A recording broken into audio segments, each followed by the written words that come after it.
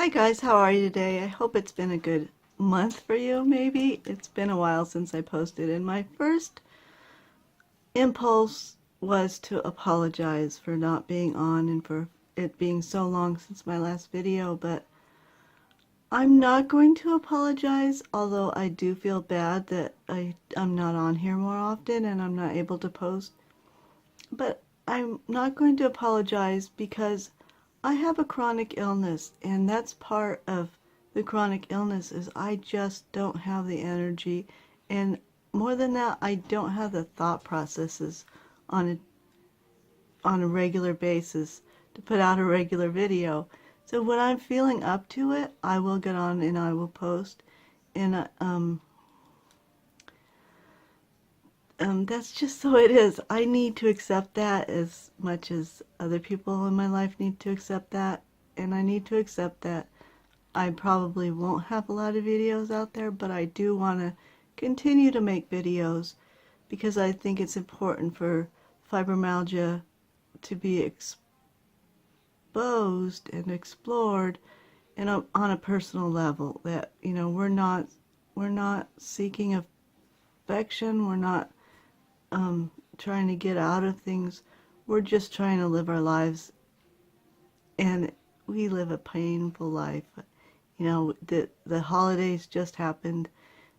It's a new year, and so people are back at work, they're back at school. I have my house back, I have my quiet time back, and I'm starting to recover from all that. And it's a long journey. You know, I've had more pain in the past week than I had for 3 or 4 months, and it's mostly from overdoing it. I have this pain in my ankle, and it kind of feels like I twisted my ankle at one point, but there's no bruising and there's no swelling, but that's what it feels like. And I don't remember twisting my ankle, but that doesn't mean I didn't twist my ankle. These things, you know, it's just that, you know, I find bruises all the time that I don't remember where they came from exactly. Just a vague idea. Yeah, I think I might have run into the wall when I was trying to get through to my bedroom. You know, it's, you know, I feel like it's just out of control sometimes. But, you know, we do what we can and we get through and we live. We love the people that we love and we spend time with the people that we are able to spend time with. And we do the things that we need to get done. And the rest just we need to focus on what's important. And today it was important for me to get a video up, so I am endeavoring to do that. And this might turn into a little bit of a ranty video, or else I might just cut it short, because I want to talk about disability benefits. About 10 years ago, maybe 10 or 11 years ago, I fell and got a concussion. I've talked about that before. And my doctor at that time had a whole list of things that she felt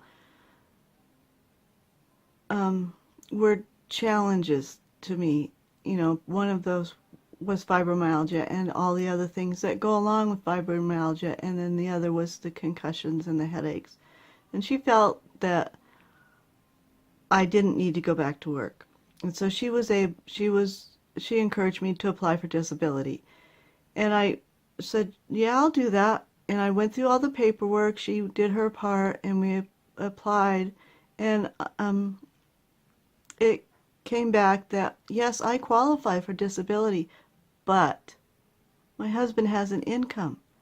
And as long as my husband has an income, the state or federal won't pay anything. They won't give me anything. That's what it came down to. And if I would have known that from the beginning, I probably would not have bothered to do all that paperwork and get it all sent in and all work together, because it was a lot of paperwork. It was a lot of research that I had to do online, and it was never made clear to me that there were guidelines for the spouse's income, that I would not qualify because of my spouse had an income, even though his income is pretty low by today's current standards. So that was that. It's all confusing. There's a lot of paperwork involved, and you have to have everything filled out just right. And that's where all my research went to, how to fill this out and get it all the ducks in a row, so to speak. There's state laws, there's federal, there's, if you work for a company, there's company rules. And then the doctors have their own rules. And a lot of doctors just feel like they don't want to bother with the disability, and they don't really want to put themselves out there saying these patients, if they, I think in the medical community, and I might be wrong about this, but this is what I've come to think about the doctors or the American Medical Association, or just the whole hierarchy of medicine at this time, is kind of discouraging doctors from encouraging their patients to apply for disability. And that might come from the state, the federal, or it might come from the companies themselves, just putting pressure on doctors not to kind of hinder their patients and not encourage them in that direction. So I was very fortunate that I found a doctor that was willing to do that for me. But unfortunately, we didn't know that there were guidelines. So that's that. So now I'm back to this subject because my daughter has been very ill. She got valley fever in October, and she's been out of work this whole time. And the doctors are telling her she's probably not going to go back to work until fall. But yet they're kind of hesitating on filling out their part of the paperwork. There's nobody in the office or in the hospital that ever came to talk to her and kind of walk her through how to apply for disability, who to talk to first, and so when, she had a baby a couple years ago, and her company was really good about the benefits for that. She just, went to the company, she filled out paperwork and submitted it, and she was out on maternity leave and family leave. She was able to extend that even because of her situation. And